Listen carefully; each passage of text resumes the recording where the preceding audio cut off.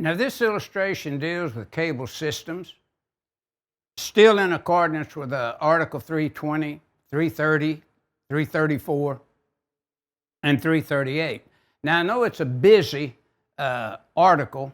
I shouldn't say article, but a busy illustration. But it does illustrate how cables can be run in an attic or in a basement. Now, let's review first the information in the call out to the left-hand side top of the illustration, and it has the title head, backing strips supporting cables smaller than 8.3 and 6.2. And notice 320.17, 330.17, 334.17, and then for service entrance cable, 338.10, B as in boy, 4.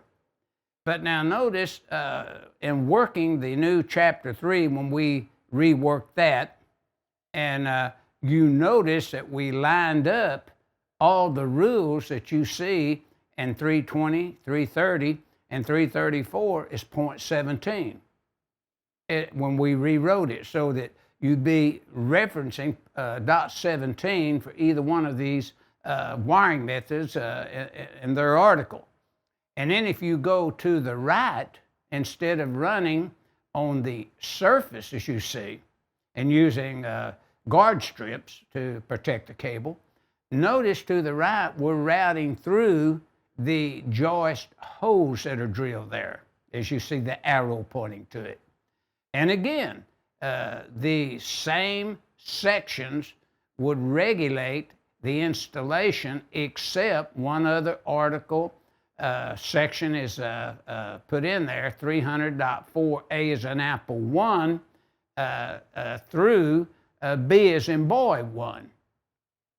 And then, of course, we're calling out that the cable types that we're using here are Romex or AC cable. And in the old days, they called AC cable BX.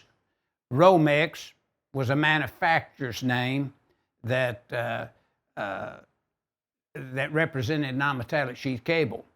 Now, the next illustration, if you'll review with me, let's go to the left bottom half side of the illustration, and we're routing on sides of joist.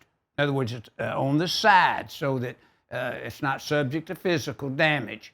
The same sections list the rules here, or requirements, as you've seen for the guard strips. I won't call them out again because they're the very same sections.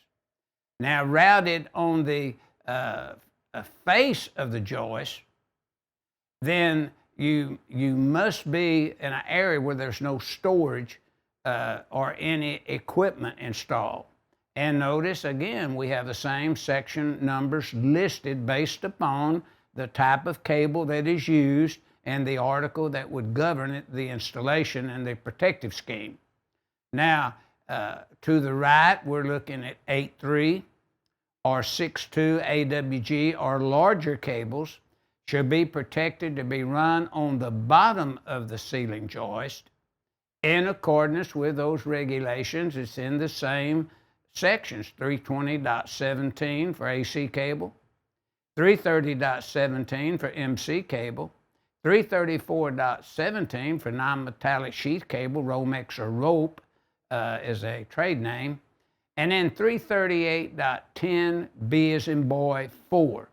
Now, these are the means of guarding and protecting the cables based upon how they are installed to prevent the cable jacket being damaged in any way, so that the cable would no longer comply with the article that regulated its installation.